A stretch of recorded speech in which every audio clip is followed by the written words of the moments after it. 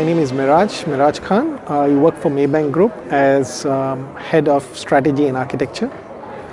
And my key focus area is basically working in the IT division and crafting a roadmap on IT initiatives.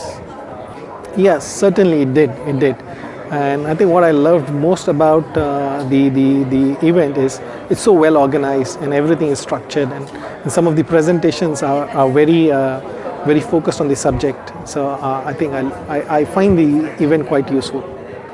So again, during my session, I was trying to emphasize on the future of ecosystems and why ecosystems will be a powerful concept in future for creating new business models as well as new operating models.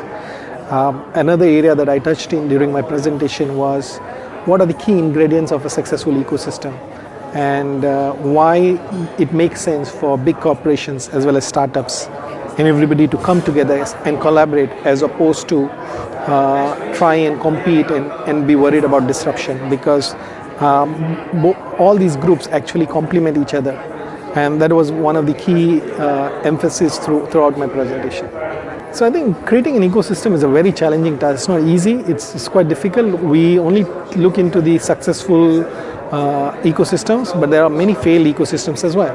For example, I think during my presentation I spoke about this is Reid Hoffman from LinkedIn. Before he became successful with LinkedIn, he tried his ends at creating other social networks while working for Apple, and it didn't quite work well for him.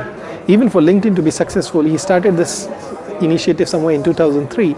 It took him quite a number of years to get the ecosystem running. So it's not an easy task, and you've got to get the supply and demand side balanced and make sure it's seen as an open and transparent ecosystem.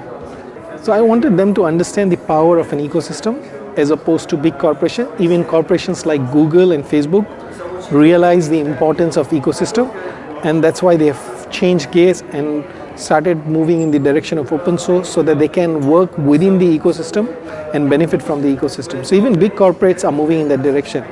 So I think that's one of the key messages that I wanted to pass to the audience. I think it's quite common areas in digitization is definitely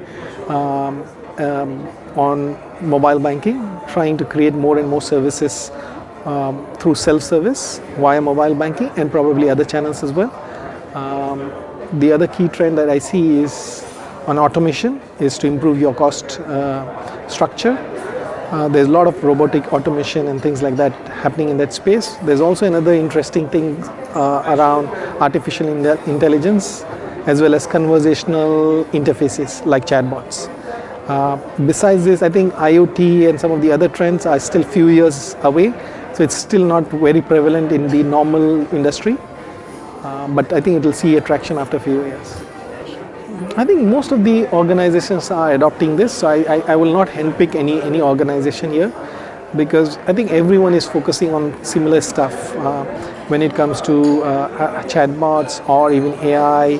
I think AI maturity, probably you see more of the tech companies adopting AI very quickly, and you will see that trend. Organizations, Google just announced the Google Assistant doing a fantastic job using AI. So I think you'll see more and more tech companies adopting first and showing the path to the other sectors. AI needs a balance between both understanding the domain very well and at the same time understanding the technology. So I think that's a key skill set you need. You need a blend of technical and domain experience. I think APIs are becoming more and more prevalent, sometimes because of the regulatory push.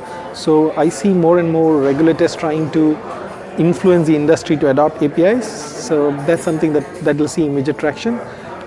People are exploring conversational chatbot, but whether or not that will stick for a long time, it's really dependent on the consumers' behavior. If you look at the past trends, consumers are not very sticky with one way of interacting, and they keep changing their behavior. At one point in time, Facebook was very popular. Then we moved to WhatsApp, then Instagram. So I don't know whether consumers have this stickiness with conversational chatbot, or it will just become another interface or another way of conversing, and eventually they will change their behavior again to some newer way of communicating. I think maybe if more regulatory participation, I think would also give that additional dimension. We see industry speakers, you see the platform providers, the technology providers in the event, but maybe a regulatory dimension would just fill the gap.